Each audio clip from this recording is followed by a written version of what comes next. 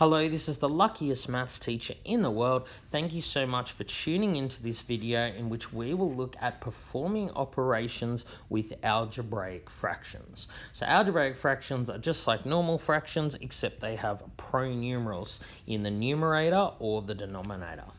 So let's start by simplifying algebraic fractions. Well, it's the same process as for simplifying normal fractions. You want to find the highest common factor of the top and the bottom. So what we can do is first find highest common factor of 30 and 48. Well, that number is 6. 6 is the highest number that goes into 30 and 48. 6 goes into 30 5 times and it goes into 48 8. So we've simplified the numbers. Now let's look at the pronumerals separately. Well, if there's a b on the top and the bottom, it can be cancelled out. Similarly for the c's. And I'm left with an a on top. My final answer is 5a over 8. See, it turns out the highest common factor of top and bottom was actually 6bc. I divided the top by 6bc to get 5a. I divide the bottom by 6bc, I get 8. This can't be simplified any further because top and bottom have no common factors. So how am I going to simplify something like this? Well, when you've got expressions with more than one term, so 1, 2 terms on the top, 1, 2 terms on the bottom, straight away think about factorizing. So let's factorize the top. The highest common factor of x squared and x is x. What do I times by x to get x squared? X. What do I times by x to get x? Just 1. On the bottom, the highest common factor is 4. What do I times by 4 to get 4x? X. What do I times by 4 to get 4? 1. See, when I factorize this, you can see there's clearly a factor on the top and the bottom. They both have a common factor of x plus 1, so I can just divide top and bottom by x plus 1. I can just cancel. The final answer here is x over 4. Now I want to make a point here when simplifying. You can only cancel from the top and the bottom something that is being multiplied. So for our original question here, we can't cross out, say, an x here and an x there. Why not? Because this x is being added, not multiplied.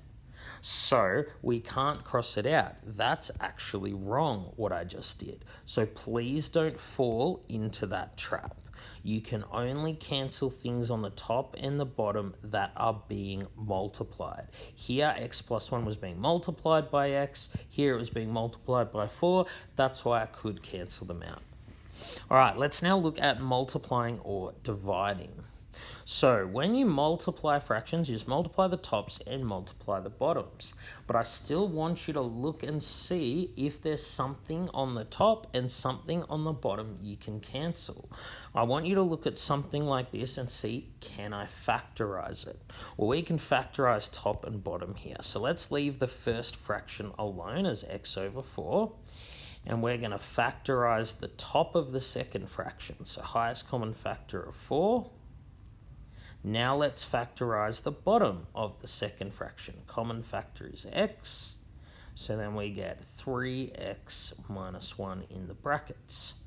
So here I can do a lot of cancelling. I can cancel the x's because they're being multiplied. Similarly, I can cancel the 4's and the brackets. They're being multiplied. This here just equals 1. So what we did here was cancel before multiplying, which can actually save you a lot of time, especially when you don't have a calculator. So before you actually perform the multiplication, see if you can cancel, see if you can make the fraction simpler. It will save you time. So when you are dividing algebraic fractions, just like when you're dividing normal fractions, you keep the first fraction the same, flip the second fraction and make it a times. So here I can't cancel anything. There's nothing on the top and the bottom that share a common factor. So I just go 3a times 2a. 3 times 2 is 6. a times a is a squared. And 5 times 1 is 5. There we are. I can't simplify that any further, so I'm done. Let's now have a look at adding and subtracting algebraic fractions. So just as for normal fractions, before you can add or subtract algebraic fractions, you need to have the denominators equal. So of course denominator means what's on the bottom. So here I have x over 4, 3x over 6. Clearly the denominators are not equal. So before I add, I need to make them equal. The lowest common multiple of 4 and 6 is 12. 12 is the lowest number divisible by 4 that's also divisible by 6. So I want to make this denominator 12. I do that by timesing 3. I need to make this denominator 12 as well, so I times by 2. Doing this will mean both fractions have a denominator of 12. But the golden rule for fractions, what you do to the bottom, you must do to the top. So because I times the bottom by 3, I must times the top by 3. Similarly here, I need to times by 2. So looking at this first fraction, x times 3 over 4 times 3, I get 3x over 12. As for the second fraction, 3x times 2, and then 6 times 2. Okay, so now I have 3x over 12 plus 6x over 12. The denominators are equal. So what I do when adding or subtracting fractions, I always keep the denominator, I don't change it.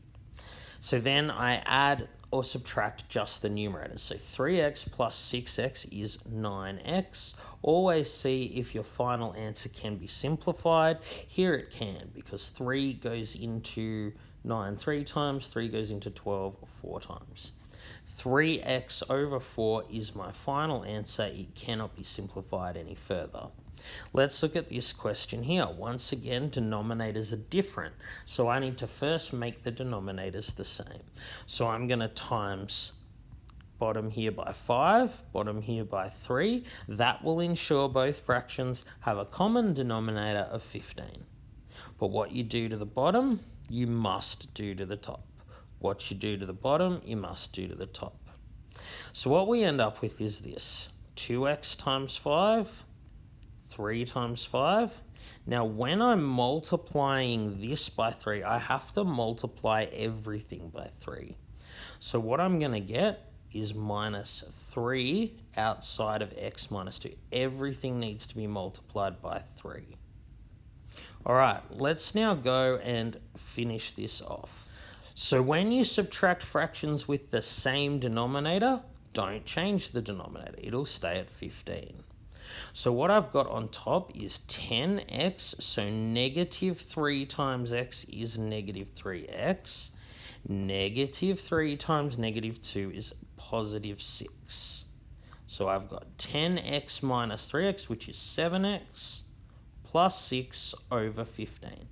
That's my final answer, and it can't be simplified. You may be thinking, well, hang on, don't 6 and 15 share a common factor of 3? Well, they do, but the 6 here is being added. You can't simplify in that way. You can only cancel with things that are being multiplied. So because the 6 is not being multiplied, it's being added, I can't cross out a common factor here and here. This is my final answer. I'm done. Alright, thank you so much for tuning into this video. This has been the luckiest maths teacher in the world. Have a great day.